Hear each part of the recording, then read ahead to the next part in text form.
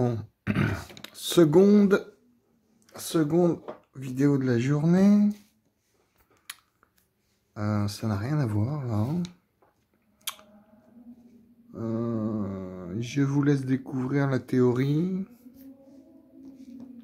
Il y a une feuille à 4. Le temps. Le transfert au carré de la vitesse d'un objet qui parcourt une distance aboutit à la double objection d'une discussion si nous sommes deux et seulement deux.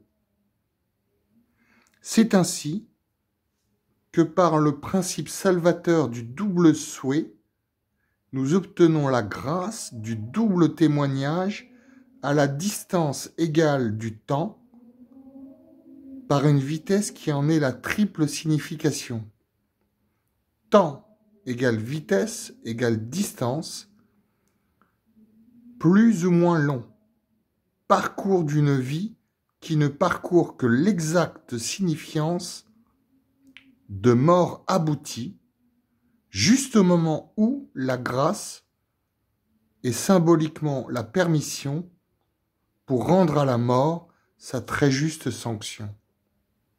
Toujours au bon moment. Là, aucune objection est possible. Le tout a permis l'accomplissement du libre arbitre à tous ceux qui s'en étaient appartenus, sans aucune exception. Chacun pouvait choisir ce qu'il convenait à son souhait de parcourir. Une vie malheureuse mais sincère, que son alter ego, au moins, pourra signifier que lui a eu une vie heureuse mais hypocrite.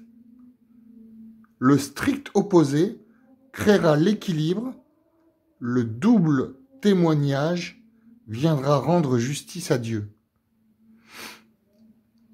La sincérité doit-elle être de mise? Alors, la réponse, c'est que l'hypocrite, qui a transgressé la loi naturelle par un libre arbitre évocateur de sa non-loi, ne pourra plus juger par la loi de Yahvé. Et c'est ainsi que le malheureux est rendu au bonheur par sa mort, alors que l'autre ne se vante déjà plus de sa sanction.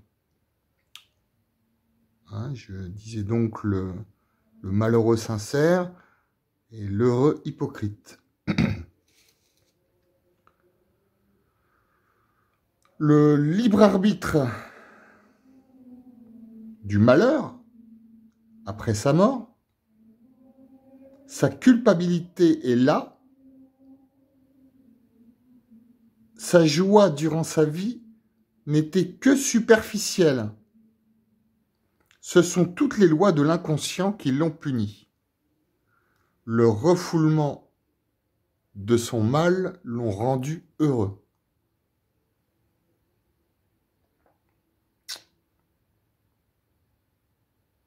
Écoutez la musique, là. Ça arrive.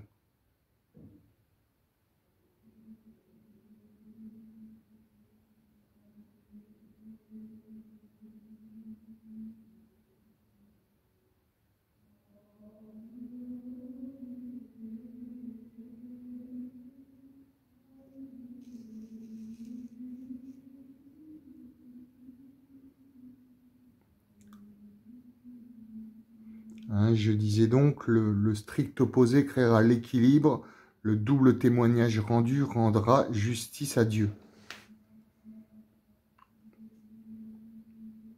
Et la question c'était, la sincérité doit-elle être de mise? Alors, puisqu'il y a eu un malheureux sincère et un heureux hypocrite. Bon, je crois qu'on a compris. La conclusion, nous, les vrais, peut-il se faire que la distance à la mort convienne par notre esprit, que l'espérance qu'elle sera bienvenue et rapide nous confère une joie apparente dans notre défiance à la vie de ce monde. En vérité, nous sommes constants et persistants et nous ne sommes pas forcément pressés de mourir. Même ces toutes petites morts face à ce monde ne sont plus rien. Nous sommes transcendés quelque part. Bon, on disait l'expression « parais joyeux quand tu es triste ».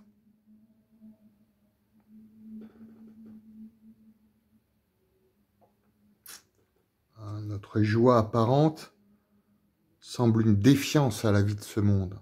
Parais joyeux quand tu es triste. Tiens, ça se trouve, on est triste. En vérité, nous ne nous forçons même plus. Notre visage est devenu impassible, illisible pour les gens de ce monde. Ils ne nous comprennent plus, alors que nous lisons tout en eux. Leur malheur est lisible, quoi qu'ils apparaissent. Nous sommes dans la paix du carré évangélisé. Voilà, c'était ma théorie.